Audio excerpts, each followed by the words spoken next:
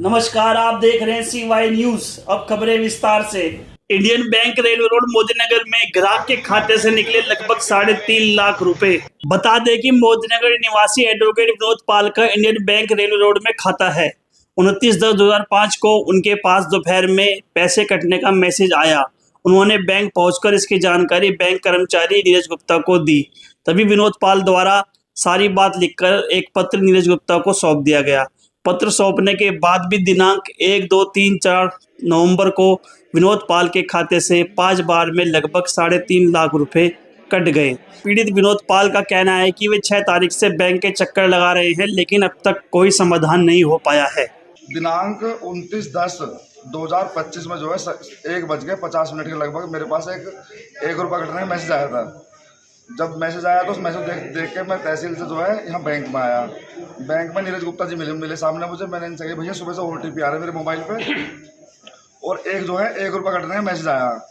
तो भाई जब मैं यूपीआई चलाता नहीं हूँ कुछ भी, ना मेरे पास ATM है, ना गूगल पे है, ना पेटीएम है, फिर कैसे कट के पैसे। इन्होंने कहा तुम एक एप्लीकेशन लिख के दो, मैं तुम्हारे खाते से मोबाइल नंबर हटा दूंगा और तुम्हारे जो है ऑनलाइन जो कुछ होगा तो बंद कर दूंगा। मैंने तभी एक एप्लीकेशन लिख के इन्हें दी। इन्होंने रिसीव करके मुझे एप्लीकेशन दी। 29/10/2025 की मेरी एप्लीकेशन दोपहर 2 बजे।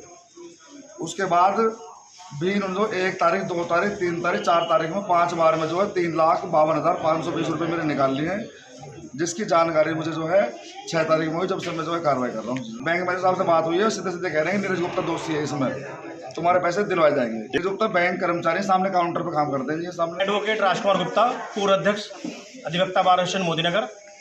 हमारे वकील साहब साथी हैं विनोद पाल जी।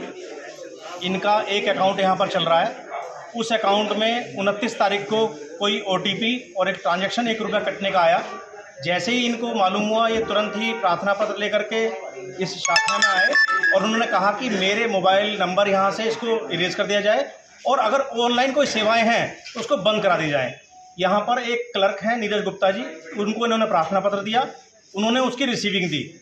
उसके बाद इनके ये अपना घर चले गए। उन्होंने कहा आपका अकाउंट से ये नंबर हटा दिया जाएगा और अगर कोई ऑनलाइन सेवाएं हैं तो बंद करा दी जाएंगी। आदमी जो ग्राहक होता है वो आश्वस्त होकर के चला गया, क्योंकि उसको अपने कार्य भी होते हैं कि भाई जब मैंने बैंक में एप्लीकेशन दी थी, मैंने रिसीव करा लिया तो ये चीज़ें बंद हो जाएंगी। मेरे साथी के अकाउंट में कोई ट्रांजैक्शन, कोई OTP, कोई मैसेज तब तक नहीं आया, ना ही इन्हें इस फ्रॉड का पता लगा। 3 दिन बाद इन्होंने अपना ऑनलाइन जो एक अकाउंट होता है जिससे अपने बैलेंस इंक्वायरी होती है, कंफर्मेशन हेतु इन्होंने एक मिस कॉल दिया तो उस पर आया कि इनके खाते में कुछ 40 रुपये बचे हैं।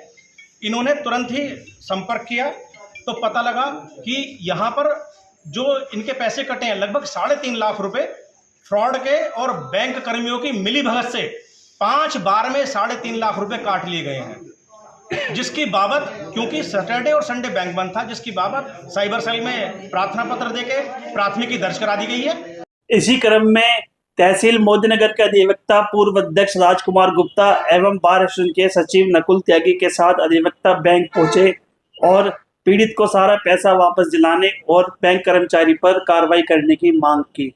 के संबंध में शाखा प्रबंधक से बात की गई तो उन्होंने कहा कि जांच चल रही है और जांच के बाद ही कुछ कहा जा सकता है। थोड़ा मेरा नया से देख रहे क्या हो सकता है सर, पहले जांच तो कर ले कि कहाँ से क्या हुआ है, उसके बाद ही तो बता पाएंगे। तो अभी नहीं पता चल पाया ना कि कहाँ से हुआ है। हम लोग हमारे ब्रांच का जो काम था हमने उस दिन कर दिया है। 10 बजे तो लोग आए नहीं है, आए 12:30-1 बजे, उस समय से काम चल रहा है सर। इतना अचानक से पता चल जाता तो सॉल्व हो जाता केस। हो जाएगा, यदि इनका पैसा हमारे तरफ से निकला है तो पैसा इनको मिलेगा।